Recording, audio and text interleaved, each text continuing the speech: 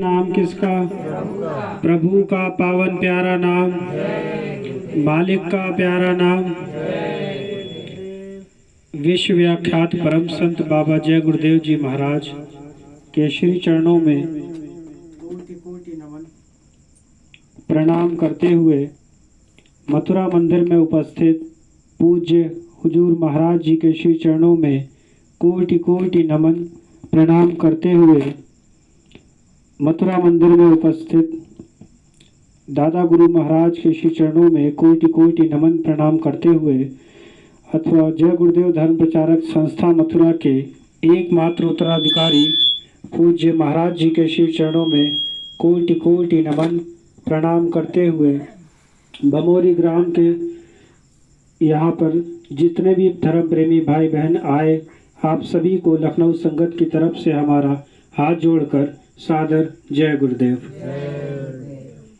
प्रेमियों, स्वामी जी महाराज बताते थे कि बच्चा, ये शरीर जो मसाले का शरीर है, मसाले का इसलिए बोला गया कि ये शरीर आपका नश्वर है। छोटे बच्चे को भी पता, बड़े बुजुर्गों को भी पता कि एक ना एक दिन ये शरीर हमारा आपका छूट जाएगा। ये पंच भौतिक शरीर है, 5 तत्वों से मिला। पृथ्वी जल अग्नि वायु आकाश, छित जल पावन गगन समीरा, ये 5 तत्वों से बनकर जब इनका मिलाप हुआ तब हमारा आपका ये शरीर बना।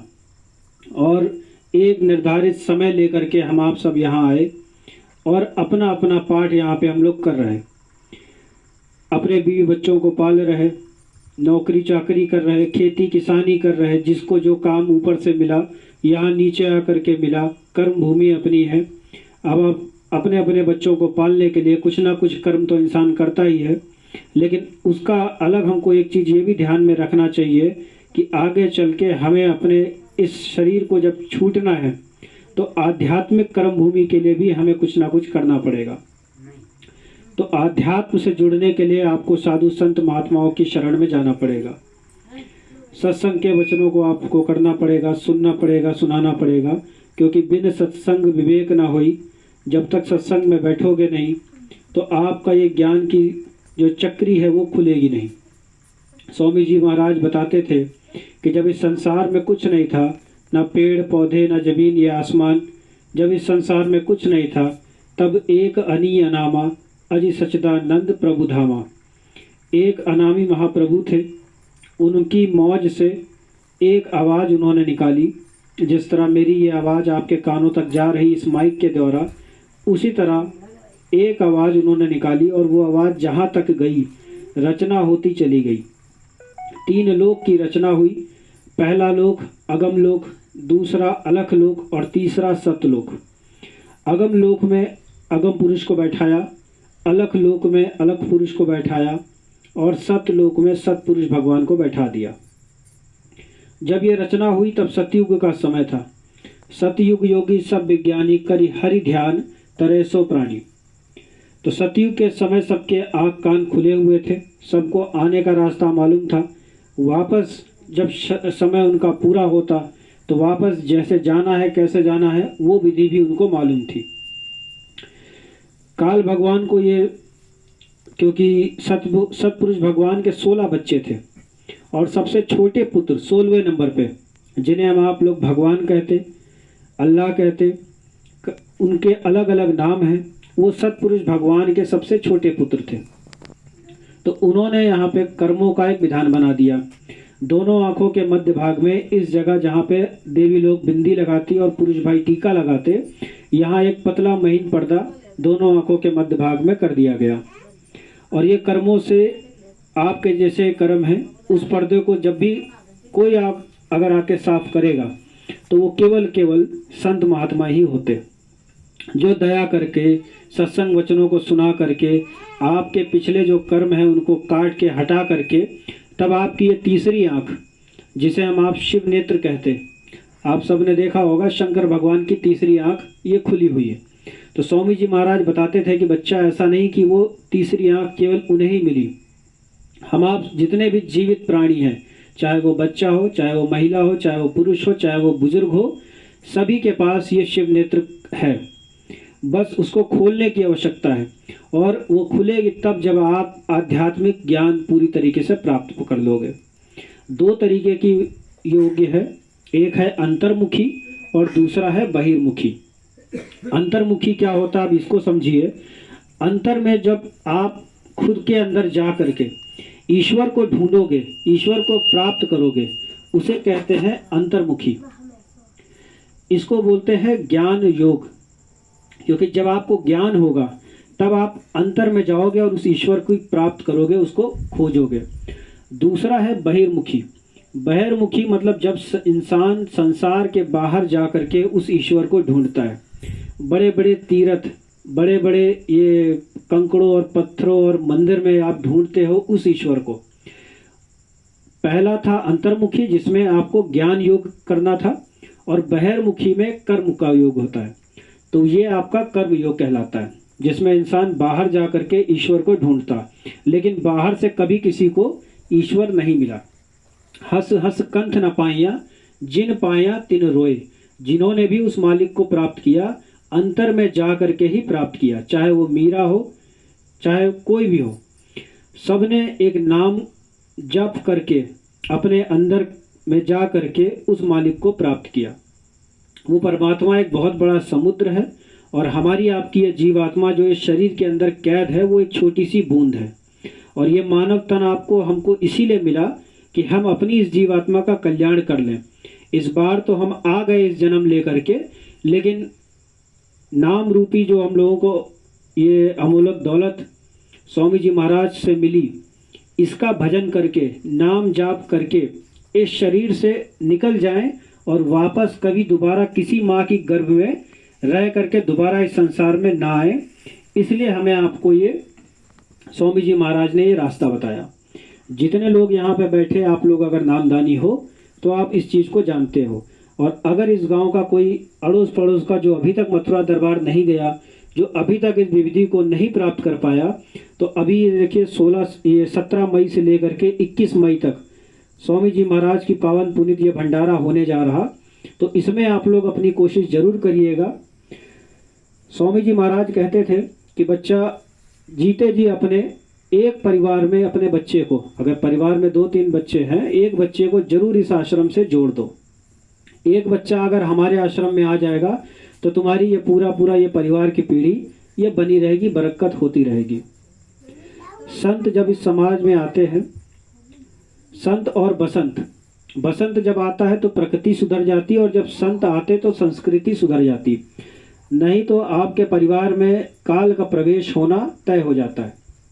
काल का प्रवेश जब परिवार में होता तो सबसे पहले ये धन खत्म करना शुरू करती है, और जब धन थोड़ा थोड़ा खत्म होने लग जाता तब परिवार में ये छोटे मोटे झगड़े होते हैं। बिना धन, अगर आप देखो कोई परिवार जिसमें धन खूब सारा है, उस परिवार में ना कभी झगड़ा होगा, ना ही कोई कलेश होगा, ना ही कोई शंका किसी पे करता है। लेकिन जब धन की कमी होती है तब आपको ये झगड़े देखने को मिलते, सुनने को मिलते। तो हमें आपको केवल और केवल अपनी इस जीवात्मा का कल्याण हम आप कर पाएँ, इसलिए हमको ये मानव तन, जिसको देवता भी पाने को तरसते, ये हमें आपको पंच भौतिक शरीर मिला, और यही दरवाज़ा है। इसी दरवाजे को लांघ करके अंतर बैठी आत्मा उस परमात्मा से मिल सकती। बाकी और कोई विधि और कोई रास्ता नहीं है। आप रात दिन भंडारे करते रहो, रात दिन आप जागरण करते रहो। अड़ोस पड़ोस में कोई वृद्धा जिसको हार्ट की बीमारी होगी, वो हार्ट अटैक से मर जाएगा, लेकिन वो ईश्वर, वो प्रभु, वो तुम्हें नहीं मिलेगा। वो तुम्हें तभी मिलेगा जब अंतर में जा करके ध्यान करोगे, और दोनों आँखों को बंद करके, दोनों कानों को बाहर से बंद करके उस ईश्वरीय आवाज़ जो ऊपर से नीचे आपके पास आ रही, जब आप उसे सुनोगे तभी आपका ये कल्याण होगा। तो स्वामी जी महाराज कंज गुरु थे। कंज गुरु का मतलब होता है वो गुरु जिनकी तीसरी आँख खुली हो। और स्वामी जी महाराज बताते थे कि जब अपनी तीसरी आँख को खोल लोगे तो अनहद वाणी, वेदवाणी, आकाशवाणी, भविष्यवाणी, ये सब का ज्ञान तुम्हें हो जाएगा। क्या भूत में होने वाला, क्या भविष्य में होने वाला, ये पूरी तरीके से आप इस चीज़ को जान जाओगे। स्वामी जी महाराज बताते थे कि बच्चा, जब आप इस सृष्टि में जन्म लेके आए तो जो भी तुम्हें कर्म यहाँ करने को मिलेगा वो करते रहो, वो आपकी कर्म भूमि, लेकिन साथ साथ आप आध्यात्म से भी जुड़े रहो। आध्यात्म से जुड़े रहोगे तो मन आपका सत्संग में लगा रहेगा, और सत्संग में मन लगा रहेगा तभी आप अपने इस मन पे विजय प्राप्त कर सकते हो। क्योंकि मन ऐसा है कि आप पूजा जब करोगे तो उसी वक्त मन आपका भागना शुरू करेगा। बड़ा बैरी मन घट में, इसी का जीतना है कठिना, जिन्होंने मार मन डाला उसी को फिर है सूरमा कहना।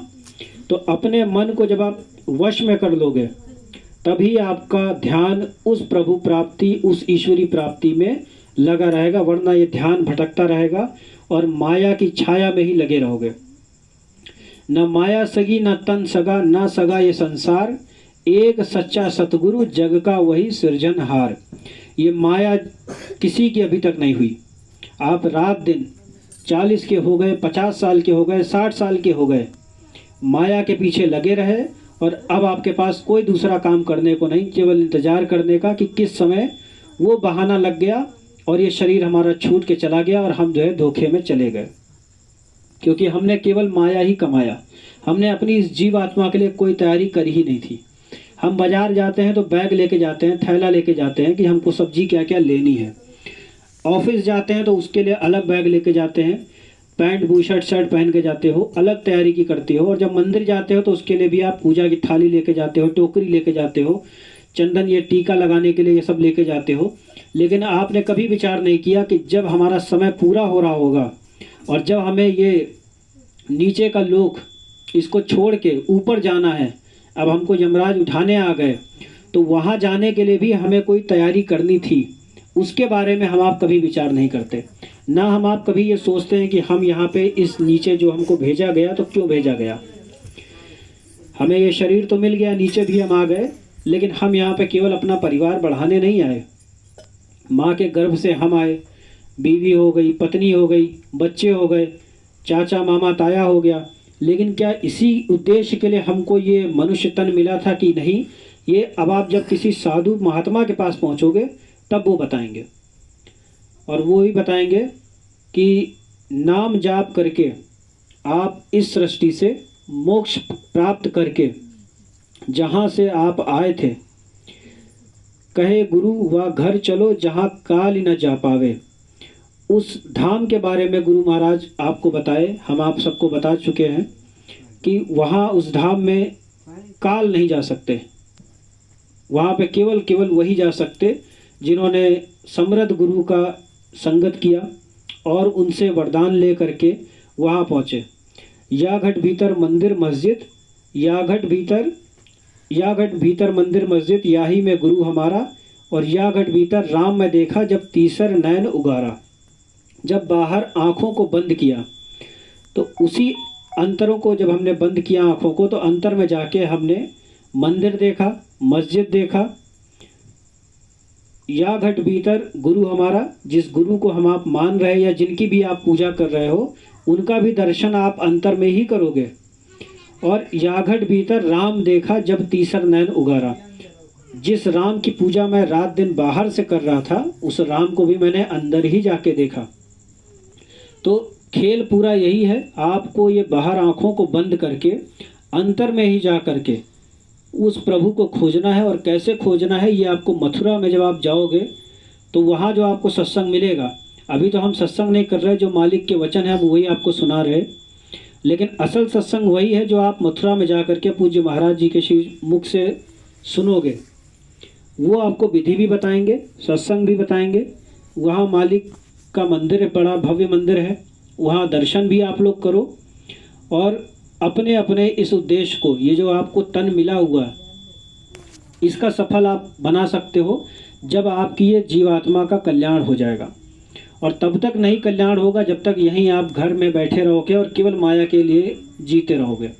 अभी तक आपने 30-40 साल अपना गवा दिया, या यूँ कह लो बर्बाद कर लिया। अगर अभी तक खोज नहीं की थी तो अब एक बार विचार करना, सोने से पहले 5 मिनट एक बार विचार करना कि हम जब ये आए यहाँ पे, कोई ना कोई किसी ना किसी गुरु की या भगवान की पूजा जरूर करता है। चाहे हिंदू हो, चाहे मुसलमान हो, चाहे सिख हो, चाहे ईसाई हो, चाहे जैन हो, गुरु भक्ति में ही आपको चैन मिलेगा। आप चाहे हिंदू हो, आपको तब भी एक गुरु चाहिए, मुसलमान हो वहाँ भी आपको गुरु कोई चाहिए जो आपको बता सके कुरान में क्या लिखा, इस सब के बारे में आपको समझा सके। आपका कोई भी धर्म हो, आपको हर धर्म में एक ना एक गुरु की आवश्यकता पड़ेगी ही पड़ेगी। इसीलिए लिखा, गुरु गोविंद दाऊ खड़े काखो लागे पाए, बलिहारी गुरु अपन गोविंद दियो बताए। ये गोविंद जो है ईश्वर हैं, इनसे भी बलहारी, इनसे भी बड़े गुरु का स्थान है। तो हर एक इंसान के जीवन में गुरु का होना ये बहुत ज़रूरी होता है। छोटे छोटे बच्चे यहाँ सत्संग में बैठे हुए हैं, ये बच्चे भी जब स्कूल जाते हैं तो वहाँ भी माँ बाप नहीं पढ़ा रहे होते हैं, वहाँ पे भी इनको पढ़ाने के लिए एक एक गुरु रखा जाता है। तो वो आपका बचपन का पहला गुरु वही होता है, अध्यापक। और दूसरे गुरु आपके ये माँ बाप हो गए, जो आपको अंदर यहाँ घर पे बैठ के संस्कार देते हैं। हर उम्र में एक एक गुरु आपको मिलता जाएगा। जब आप नौकरी के लिए आओगे तो वहाँ भी आपको एक मिलेगा। तो ये तो आपके हो गए लौकिक के लिए, लेकिन अब पारलौकिक यानी जिसके लिए हम कहते हैं आध्यात्मिक, आध्यात्म से जुड़ने के लिए अगर आपने गुरु किया तभी आपको आध्यात्म के प्रति रुचि वो जगाएंगे। नहीं तो आध्यात्म से आप धीरे धीरे धीरे धीरे दूर होते चले जाओगे। तो स्वामी जी महाराज कहते थे कि बच्चा ये जन्म आपको जो मिला ये केवल और केवल नाम जाप के लिए मिला। कबीर साहब आए, सबसे पहले संत कबीर साहब थे। उन्होंने एक नाम अंतर में जगाया और उन्होंने नामदान दिया चंद लोगों को। उसके बाद धीरे धीरे भीखा साहब आए, रविदास साहब आए। हमारे परम संत बाबा जय गुरुदेव जी महाराज ने माइक और हुचड़ लगा करके नामदान मैदान में जो बैठ गया उसको दे दिया। और स्वामी जी महाराज ने करीब 60 साल तक सत्संग कर करके प्रचार किया शाकाहारी और सदाचारी का, नशा मुक्ति। क्योंकि आज का जो युवा है वो सबसे ज़्यादा नशा के पीछे भाग गया है, जिसमें आपका घर परिवार पूरी तरीके से बर्बाद हो चुका। तो स्वामी जी महाराज बताते थे कि ये सूरज चांद सितारे इनको लांघने के बाद 5 तरीके के चक्र आते। सबसे पहला आपका गुदा चक्र आता, जिसमें गणेश भगवान बैठते हैं, इसमें पृथ्वी तत्व पाया जाता, और ये आपका 4 दल का कमल है। इसके ऊपर आता है इंद्री चक्र। इंद्री चक्र में ब्रह्मा जी का निकास है, ब्रह्मा जी यहाँ पे मालिक हैं, ब्रह्मा जी यहाँ पे बैठते हैं, यहाँ पे जल तत्व पाया जाता। उसके ऊपर आता है नाभि चक्र। नाभि चक्र में विष्णु जी वास करते, विष्णु जी यहाँ के मालिक हैं। और यहाँ पे अग्नि यानी कि आग, ये अग्नि तत्व इसमें पाया जाता। उसके ऊपर आता है हृदय चक्र, जहाँ पर शंकर भगवान बैठते हैं, शंकर भगवान यहाँ के मालिक हैं। और उसके ऊपर आता है यहाँ पे कंठ चक्र। कंठ चक्र में ब्रह्मा विष्णु और महादेव, इनकी जो माता जी हैं उनको बोलते हैं हम लोग आद्या महाशक्ति। तो ये आद्या महाशक्ति यहाँ पे वास करती कंठ चक्र में। ये 16 दल का कमल है। और यहाँ पे आकाश तत्व पाया जाता। केवल इसी एक तत्व से, आकाश तत्व की वजह से ही आपकी ये जीवात्मा निकल करके उस परमात्मा से प्राप्त कर सकती। बाकी ये जितने भी जानवर होते हैं ये 4 तत्वों के बने होते। इसमें भी अग्नि, जल, पृथ्वी ये सब तो पाया जाएगा, लेकिन आकाश तत्व उसमें नहीं होता। इसीलिए कोई भी जानवर उस प्रभु को नहीं प्राप्त कर सकता। वो प्राप्त करने के लिए आपको मनुष्य तन में आना ही पड़ेगा। और 4 तत्व से आपको एक तत्व आकाश तत्व जब आपको मिलेगा तभी आप उस परमात्मा की प्राप्ति कर पाओगे। 4 खान 84 लाख योनियाँ, अंडज, पिंडज, उखमज और स्थावर। अंडज कहते जो अंडे से निकलते, वो अंडज वाली योनि। उसके बाद पिंडज, पिंडज में जो माँ की गर्भ से जो पैदा होते हम आप सारे लोग, ये पिंडज की योनि होती। उसके बाद उखमज, उखमज ये जो बरसाती के कीड़े मकोड़े होते हैं ना, अभी आजकल बारिश वारिश हो रही है तो बारिश में जो कीड़े मकोड़े निकलते जिनकी आयु 8-10 दिन की होती है, तो ये आपके उखमज वाले होते। उसके बाद आते हैं स्थावर। स्थावर यानी कि ये जो पेड़ पौधे आप लोग देख रहे हो घर के आसपास लगे हुए हैं, ये केवल एक तत्व इनके पास होता है, वो होता है जल तत्व। एक जगह वृक्ष बने सालों साल ये खड़े रहते हैं, तो ये स्थावर योनि के हैं। और उसके बाद ये तो हो गए 4 खाने। उसके बाद 84 लाख योनियाँ। तो वही मैंने शुरू में आपको बताया कि इस बार आपको इस चक्र में हम लोग फंस गए और आ गए वापस दोबारा इस सृष्टि में। लेकिन अब अगर हमने सच्चा रास्ता पकड़ लिया, सच्चे गुरु को पकड़ लिया, सच्चा दरबार पकड़ लिया और बताया हुआ भेद अगर सच्चा पकड़ लिया, तो थोड़ी सी मेहनत अगर हम आप लोग कर लेंगे तो दोबारा किसी माँ के घर में आने की ज़रूरत हमें यहाँ पे दोबारा नहीं पड़ेगी। और पार होना, भवसागर से पार होने के लिए ही ये मनुष्य तन मिला गया। नहीं तो वही हो गया कि अब पछतात होत क्या जब चिड़िया चुग गई खेत। 60 साल के हो गए, 70 साल के हो गए, अभी तक नहीं किया था, ना नामदान लिया, ना कभी किसी सत्संग में गए। तो केवल और केवल आपने किया क्या? आपने अपना ज़मीन बना लिया, जायदाद बना ली, घर परिवार के लिए इकट्ठा धन कर लिया, लेकिन अपने लिए आपने कभी नहीं किया। एक महात्मा जी ऐसे ही गांव की तरफ जा रहे थे चलते चलते, तो चोर डाकू लोग 2-4 आ गए और उनको महात्मा जी को चाकू वाकू दिखा करके कि जो कुछ है धन वन निकालो। तो महात्मा जी ने बोला कि बच्चा ये जो चोरी करते हो किसके लिए कर रहे हो? घर परिवार के लिए कर रहे हो? अपनी पत्नी से जाके पूछना कि जब मेरा ये शरीर छूट जाएगा और धर्मराज हमको जब ऊपर सजा सुनाएंगे तो जो कुछ भी मैं लूट के लाता था तुम्हें ही देता था, अपनी पत्नी को देता था वो। तो जब मुझे सजा मिलेगी तो क्या उस सजा का आधा हकदार तुम भी आओगी हमारे लिए लेने के लिए? तो जब वो घर गया तो उसने अपनी पत्नी से भी यही सवाल पूछा। तो पत्नी ने बोला कि चोरी तुम कर रहे थे तो सजा तुमको मिलेगी। अरे हम क्यों सजा काटेंगे? तुम ही तो कमा के ला रहे थे, तुम ही तो चोरी कर रहे थे, तो पाप तो तुम कर रहे थे, तो उस पाप का भागीदार मैं कैसे बनूंगी? बच्चों ने भी यही बोला। तब उसकी आंख खुल गई कि मैं जिसके लिए कमा रहा था चोरी डकैती करके, देखो वही अपना पल्ला झाड़ के किनारे हो गए। तो साधु संत महात्मा इस तरह आपकी आंख खोलते। और माया के छाया में हम लोग कैसे हैं अब ये भी समझ लो। एक साधु महात्मा एक गांव में साधना करने के लिए जगह ढूंढ रहे थे कि कहीं हमको एक जगह मिल जाए गांव में जहां बैठ के मैं ध्यान वगैरह कर सकूं। लंगोटी पहने थे साधु महात्मा जी। तो गांव वालों ने बोला कि जो आपने जगह चुनी है इस जगह पे चूहे बहुत सारे हैं और आपकी ये लंगोटी को ये लोग चूहे लोग कुतर के खा के ख़त्म कर देंगे। तो आप एक काम करो, चूहों को भगाने के लिए एक बिल्ली पाल लो। तो महात्मा ने एक बिल्ली को पाल लिया। अब बिल्ली को पिलाने के लिए दूध चाहिए। तो गांव वालों ने बोला कि एक भैंस पाल लीजिए महात्मा जी। तो महात्मा जी ने एक भैंस पाल लिया। अब भैंस को खिलाने के लिए चारा चाहिए।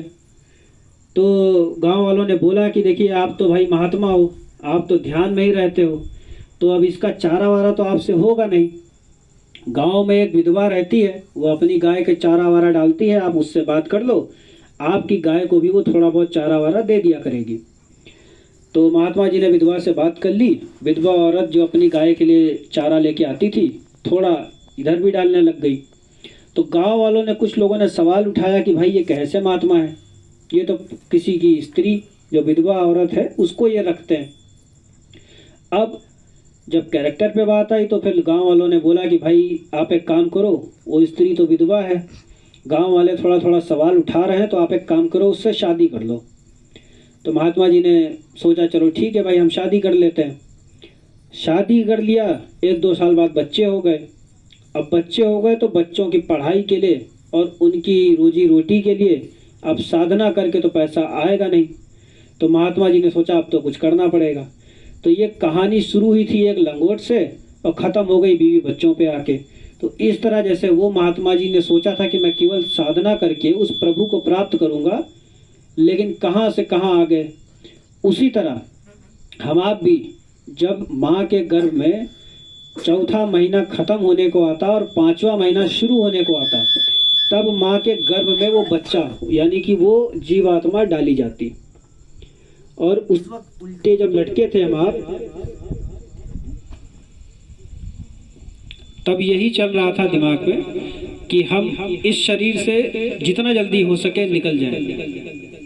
और निकलने के बाद हम आप जब नीचे आएंगे तो अपनी इस अंतरात्मा के लिए हम उस प्रभु को पाने के लिए जितना कुछ हो पाएगा हमसे, भजन ध्यान सुमिरन सत्संग, वो सब हम करेंगे। लेकिन जैसे ही यहाँ आए माया की नगरी में, माया के पीछे भाग गए और हर एक चीज से दूर हो गए। तो स्वामी जी महाराज कहते थे कि बच्चा आप इस संसार में केवल और केवल अपनी इस जीवात्मा की कल्याण करने के लिए आए हो। दूसरी और किसी चीज के लिए सोचना तो आप समझ लो फिर इसी संसार में बार बार आते रहोगे।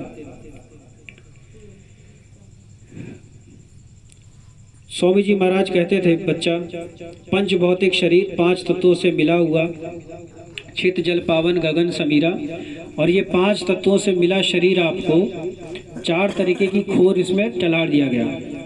पहला आपका जो तन था, मानव तन जो आपको मिला, 4 तरीके की खोर इसमें डाली गई। सबसे पहला है आपका स्थूल शरीर, जिसमें अभी हम आप लोग सारे लोग बैठे हुए हैं। आवाज आ रही है आपको सबको? तो पहला आपका है स्थूल शरीर, जिसमें हम आप सब लोग अभी बैठे हुए हैं, जिसमें कोई 40 साल के लिए बैठा, कोई 50 साल के लिए बैठा, और ये स्थूल शरीर एक ना एक दिन खत्म हो जाएगा। दूसरा आपका आता है लिंग शरीर, जिसमें सारे ये देवी देवताओं बैठते हैं। जिस भी देवी देवताओं की आप पूजा कर रहे हो, ये सारे के सारे लिंग शरीर में होते हैं। उसके बाद आता है सूक्ष्म शरीर। जो लोग स्वामी जी महाराज से नामदान लिए हो, नामदान का जो पहला नाम है, उस नाम में जो देवी देवता विराजते हैं, वो उसी लोक में, उसी रूप में, उसी शरीर में, यानी कि सूक्ष्म शरीर में बैठते हैं, जिसे हम आप ईश्वर धाम कहते हैं संसारी भाषा में। और उसके बाद आता है कारण शरीर। कारण शरीर जो लोग नामदान लिए हो, नामदान का जो दूसरा नाम है, उसमें जो ईश्वर बैठा, जो देवी देवता बैठा, वो कारण शरीर में बैठा। इसे हम आप लोग ब्रह्मा धाम कहते हैं। ये ब्रह्म का लोक है। तो ये 4 तरीके का है, स्थूल, लिंग, सूक्ष्म और उसके बाद कारण। और कारण शरीर से जब आप परे हो जाओगे, तब आपकी यह जीवात्मा उस परमात्मा को प्राप्त कर लेगी। तो स्वामी जी महाराज ने बताया कि आपको 4 तरीके का ये जो कपड़ा पहनाया गया, ये इसीलिए पहनाया गया कि आपकी यह जीवात्मा एक एक को पार करते हुए उस लोक को चली जाए। स्वामी जी महाराज बताते थे 4 तरीके के बारे में। 4 तरीके के राम होते। एक राम दशरथ का बेटा, एक राम घट में लेटा, एक राम का सकल पसारा, और एक राम है तीनों से न्यारा। तो हम आप लोग एक राम को जानते, साधु संत महात्मा वो 4 तरीके के राम की महिमा गाते। आए हैं सो जाएंगे राजा रंग फकीर, एक सिंहासन बढ़ चले बंधे जात जंजीर। जो भी इस सृष्टि में आया, एक ना एक दिन उसको जाना ही है। आए हैं सो जाएंगे, जो आया है उसको एक ना एक दिन जाना ही है, चाहे राजा हो चाहे फकीर हो। और एक सिंहासन चढ़ चले बंधे जात जंजीर। एक ही सिंहासन, आप जब वो नाम का जाप करोगे, उस नाम की जाप करने के बाद जब आप वहाँ पहुँचोगे, तब आपको, जय गुरुदेव, जब आप उस नाम का, जब समृद्ध गुरु आपको नाम की विधि देंगे, उस नाम को जब आप प्राप्त करोगे, तब जा करके आप उसको प्राप्त कर पाओगे। मीराबाई जब शादी हुई तो उन्होंने ये लिखा कि खोजत फिरूं भेद व घर को, कोई ना करत बखान।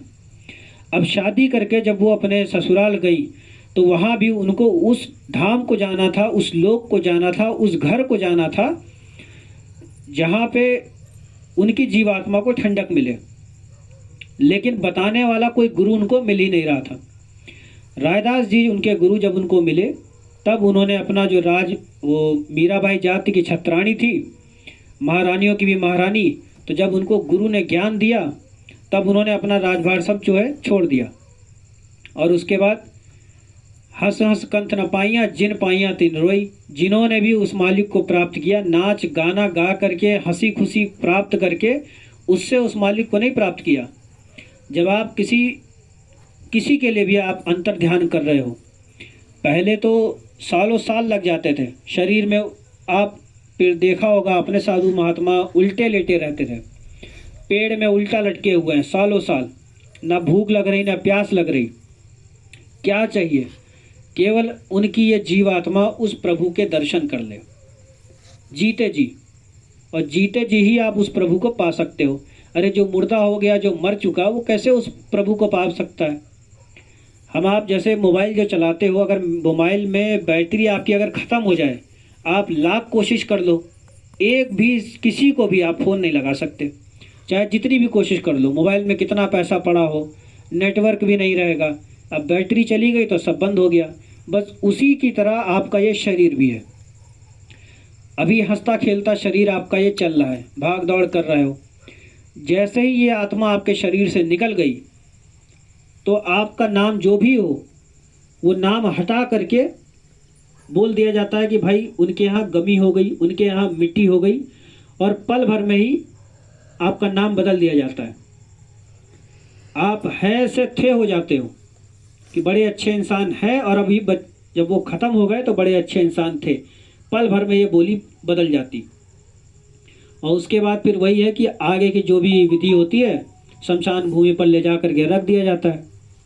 और उसके बाद फिर वही है कि हाड़ जले जस लाकड़ी, केस जले जस घास, और कंचन जैसी काया ढह गई, कोई ना आए पास।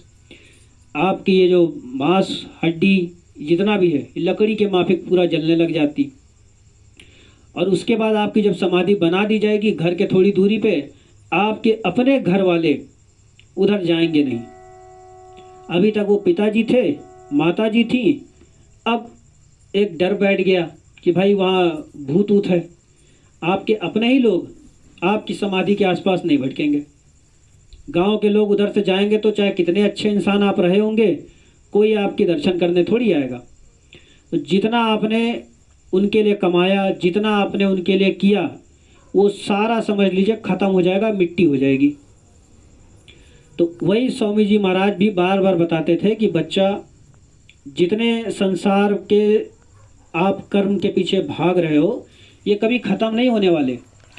थोड़ा थोड़ा अगर आप समय भजन को देते रहोगे, ध्यान को देते रहोगे, माला नाम की करते रहोगे। स्वामी जी महाराज ने, देखिए, कोई साधु संत महात्मा ये नहीं कहने आता कि जो नाम मैं जगा रहा हूँ उसी की आप जाप करो। कितने अलग अलग संत आए, सब ने अलग अलग नाम जगाया। तो जिस नाम में आपको खुशी मिले, आप कबीर साहब का जो नाम है वो लेकर के अगर आप उसकी माला करते हो, अगर उससे आपकी अंतरात्मा को ठंडक मिलती है तो आप वो करो। कहने का मतलब है कि कलयुग केवल नामे अधारा, सुमिर सुमिर नर उतरहि पारा। ये लिखा, कलयुग में कोई भगवान नहीं आएगा। त्रेता में राम आए, द्वापर में कृष्ण आए, लेकिन कलयुग में कोई ईश्वर, कोई भगवान आएगा ही नहीं। ये त्रेता में ही जब राम जी जाने लग गए थे तभी उन्होंने बोल दिया था कि कलयुग में संतों का आगमन होगा, कलयुग में साधु संत महात्मा आएंगे और वो केवल सत्संग के माध्यम से आपकी जीवात्मा को जगाएंगे। कोई बिना चमत्कार किए सत्संग घर घर जाके किया स्वामी जी महाराज ने, जिस तरह हम वहाँ से इतनी दूर से चल के आए, उससे भी ज़्यादा दूर दूर जा करके उन्होंने नामदान भी दिया, सत्संग भी दिया, लोगों की जीवात्मा को जगाया, अच्छे विचार, अच्छे संस्कार डाले। सत्संग इसीलिए होता है कि आपके अंदर जो है अच्छे विचार आ जाएं। असली पूजा तो यही है, पहली पूजा। अभी पूजा क्या है अब ये समझो, बाहरी दिखावटी जिसमें ना हो वो है सच्ची पूजा। मैं 20 लोगों को दिखाने के लिए भव्य आरती, भव्य जो आप लोग कहते हो कथा करते हैं, 20-25 लोगों को दिखाने के लिए वो तो हर इंसान कर लेगा, लेकिन वो उसमें करने के आपके परिवार को या आपकी अंतरात्मा को फ़ायदा क्या हुआ, उसका जवाब पूछोगे तो उसी पंडित से पूछ लेना जो ये कर रहा होगा। तो पंडित के पास भी उसका कोई जवाब नहीं होगा, क्योंकि पंडित तो दक्षिणा लेके अब फरार हो जाएगा। उसको अपनी दक्षिणा से मतलब है भाई। आपकी अंतरात्मा चाहे वैकुंठ में जाए, चाहे नरक में जाए, चाहे स्वर्ग में जाए, उसको क्या लेना देना। तो असल पूजा जो है ये आपको साधु संत महात्मा ही बताएंगे। असल पूजा वही है जब आपके अंदर अच्छे विचार हों, समाज के प्रति आपको भी दर्द हो। भाई आपको चोट लग रही या समाज में कोई किसी के यहाँ अगर गमी हो गई और आपको रत्ती भर भी मन में दुख नहीं है उस चीज़ का, तो किस बात की पूजा आपकी। तो पड़ोस में अगर कोई ऐसी घटना घट रही हो और उसके दुख में आपको भी दर्द हो, ये है सच्ची पूजा। आपके बच्चों में अच्छे संस्कार हो, ये है असली पूजा। समाज के प्रति आप अच्छा विचार रखते हो, ये है असली पूजा। और किसी साधु संत महात्मा की अगर आप भक्ति कर रहे हो, उनके बताए हुए विधि पे अनवरत आप समय दे रहे हो, भजन ध्यान साधन कर रहे हो, तो ये है असली पूजा। दिखावटी नहीं कि हम तो चले गए, गंगा राम हो गए, गंगा नहा लिया, और यमुना नहा लिया तो यमुना दास हो गए। पल भर में हमने गुरु बदल दिया, पल भर में हमने देवी देवताओं को बदल दिया। एक को पकड़ो, और उसी एक के बताए हुए मार्ग पे आप चल करके अपनी इस जीवात्मा का कल्याण कर लो। अभी तक जो मथुरा दरबार नहीं गया होगा, हम आपको बता रहे हैं ये 17 मई से लेकर के 21 मई तक ये पावन पुनीत भंडारा होने जा रहा परम संत बाबा जय गुरुदेव जी महाराज का, मथुरा में ही। और 19 मई को आपको पूज्य महाराज जी का सत्संग सुनने को मिल जाएगा सवेरे सवेरे। तो जो जा रहे हैं वो तो जानते ही हैं, जो नहीं गए हैं कोशिश करिएगा इस बार आपकी वहाँ पे उपस्थित हो जाए और सत्संग वहाँ सुनिए, विधि वहाँ जानिए, जो आपको वहाँ बताया जाए उसको अपना सुन करके अपने जीवन में उतारिए। और कहीं जाने की कोई ज़रूरत नहीं है, आपको अपने ही घर में बैठ के कैसे साधना करनी है, भजन कैसे करना है, ध्यान कैसे करना है, सुमिरन कैसे करना है, यही 3 रास्ते स्वामी जी ने बताए हैं। भजन, ध्यान, सुमिरन। भजन कहते भजो अपने घर चलो। भाई आप लोग संसारी लोग जो भजन करते हैं वो साउंड माइक लगा करके गाना वाना गा करके खूब तेज वॉल्यूम बना करके, वो भजन नहीं होता। भजन आपको ये जो बाहर के कान है ना, ऐसे उंगली डाल के इनको बंद करना पड़ेगा और आप वो परमात्मा की दरबार से जो आवाज़ आपके शरीर के अंदर रात और दिन आ रही है उस आवाज़ को सुनना है। और वो आवाज़ स्वामी जी महाराज कहते थे कि जीवात्मा की भी एक कान होती है, जीवात्मा की भी एक आँख होती है, तो वो कान से आपको उस आवाज़ को सुनना है। और वो आवाज़ आपको तब सुनाई पड़ेगी जब आप ये बाहरी कानों को बंद करोगे। तो ये हो गया भजन। उसके बाद है ध्यान। ध्यान कहते हैं दृष्टि को एकाग्र करना। इसमें भी आपको ये जैसे अभी हमने अपनी आंखें दोनों बंद कर रखी हैं, इसी तरह आपको अपनी दोनों आँखों को बंद करके ये दोनों आँखों के बीच में यहाँ पे आप ध्यान करोगे। काले में भी काला बिंदु आपको दिखेगा एक वक्त के बाद, और उसी बिंदु के अंदर दरवाजा है, निकास है। इस तरह आपको ये ध्यान करना है। और उसके बाद आपका है सुमिरन। सुमिरन आप जब भी करोगे तो किसी एक नाम का ही करोगे। किसी इंसान को अगर आपको बुलाना है तो उसका पहले आपको नाम पता होना चाहिए। अड़ोस पड़ोस में अगर आपको किसी को बुलाना है तो आप भैया भैया कह के थोड़ी ना बुलाओगे उसको। एक वक्त के बाद आपको उसका नाम लेना पड़ेगा, और नाम तभी लोगे जब आपको नाम का पता होगा। तो जब आप उस परमात्मा को प्राप्त करना चाहोगे तो पहले तो उसका नाम का आपको मालूम होना चाहिए, और वो नाम आपको बताएगा कौन? यही साधु संत महात्मा। हर कोई साधु नहीं होता, इनका भी अलग अलग है। कुछ मुंशी होते हैं, मुनि, साधु और संत, महात्मा, योगी, सन्यासी, ये सब अलग अलग हैं। तो सबसे पहले ऋषि के बारे में बताता हूँ। ये 4 तरीके के ऋषि होते हैं। सबसे पहले महान ऋषि, उसके बाद धर्म ऋषि, उसके बाद देव ऋषि, और उसके बाद फिर ये राज ऋषि। तो ये हो गए ऋषि। इसके बाद आते हैं ये आपके महात्मा। महात्मा वो जो हमेशा ध्यान में रहते। हनुमान जी भी महात्मा कहलाते हैं, वो भी हमेशा राम नाम की जाप करते रहते, तो महात्मा कहलाते हैं हनुमान जी की। और उसके बाद आते साधु। साधु वो होते हैं जो हमेशा साधना में लीन रहते, ना किसी के साथ गलत करते, ना किसी के साथ गलत होने देते। और संत वो जो अंत तक साथ दे, आपको साधना भी करना सिखाएंगे, आपको नामदान भी देंगे, और अपने ज्ञान से, अपने साधना से जो उन्होंने ज्ञान इकट्ठा किया है उस ज्ञान को वो समाज में लाके रखते सत्संग के माध्यम से। तो वो होते हैं सच्चे समृद्ध संत। अब आप सबको अगर संत समझ लो तो ये आपकी हमारी भूल है। हर कोई संत नहीं होता। जो नाम का जाप, जो नाम के बारे में जानता हो, नाम भी 2 तरीके के होते हैं, वर्णात्मक नाम और ध्वन्यात्मक नाम। वर्णात्मक नाम वो जो हमारे आपके नाम अभी इस वक्त हैं, जो माता पिता ने रख दिया। और ध्वन्यात्मक नाम वो जो आवाज़, वो ध्वनि, वो आवाज़ जो आ रही वहाँ ऊपर से, उसको कहते हैं ध्वन्यात्मक नाम।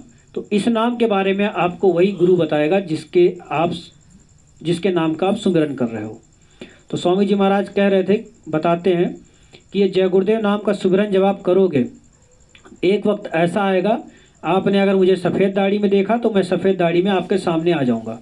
अगर आपने मुझे काली दाढ़ी में देखा, उस काली दाढ़ी में मैं आपको आके दर्शन दूंगा। और मुसीबत कभी आपको ऐसी आए जहां आपके पास कोई आसपास ना हो, ना डॉक्टर, ना वैद्य, ना हकीम, ना अड़ोस पड़ोस, ना ही आपका कोई घर का आपका कोई आपके साथ है, तब आप इस जय गुरुदेव नाम को 10 बार आप लेना। कोई मदद के लिए ना आए तो ये मेरा बताया हुआ नाम जय गुरुदेव ये 10 बार आप अंतर में लेना। और जिसने भी मेरा दर्शन कभी ना किया हो वो भी आपको बता देगा कि मुझे सफ़ेद रंग के वस्त्र पहन के सफ़ेद दाढ़ी में एक बाबा जी दिखे, और उस वक्त मैं मिलूँगा और मैं मदद करूँगा। तो ये स्वामी जी महाराज के वचन है। अब क्योंकि रात्रि बहुत हो रही है, अब हम अपनी वाणी को यहीं विराम देंगे और आप सबसे हाथ जोड़कर विनती करेंगे कि अभी जो मथुरा में पूज्य महाराज जी का, स्वामी जी महाराज का ये भंडारा हो रहा, इसमें आप सभी लोग मिलजुल करके, बहुत सारे लोग जितना हो सके आप जाएं। जो नए लोग हैं वो ज़रूर जाएं, जो पुराने हैं वो भी कोशिश करें कि नए लोगों को वो लेके जाएं और उनको नई चीज़ बताएं, सच्ची चीज़ बताएं, सच्चा रास्ता बताएं, सच्चा दरबार कहाँ है। स्वामी जी महाराज का जो मंदिर है वो है लिखा हुआ उसमें नाम योग साधना मंदिर। तो नाम योग साधना इसका मतलब होता है कि वहाँ पे साधना यानी कि यही जिसकी अभी मैं बात कर रहा था, भजन ध्यान सुमिरन केंद्र है वो। और वो नाम जब तक आप वहाँ से लोगे नहीं तो किस नाम का आपको जाप करना है वो आपको नहीं पता होगा। तो इसलिए नामदान देने के लिए अभी यहाँ तो कोई भी नहीं यहाँ बता सकता, वो तो पावर उन्हीं को है। तो हम आपको यही बताएंगे कि आप सब लोग अपने परिवार को ले करके, अपने छोटे बच्चों को ले करके, बीवी बच्चों को सबको ले करके वहीं मथुरा आश्रम पे पहुँचें। और उसके बाद अगर हो पाए तो खितौरा धाम जहाँ पे स्वामी जी महाराज की जन्मभूमि है तो वहाँ के भी दर्शन करिएगा। आप सभी से हमारा हाथ जोड़कर सादर जय गुरुदेव।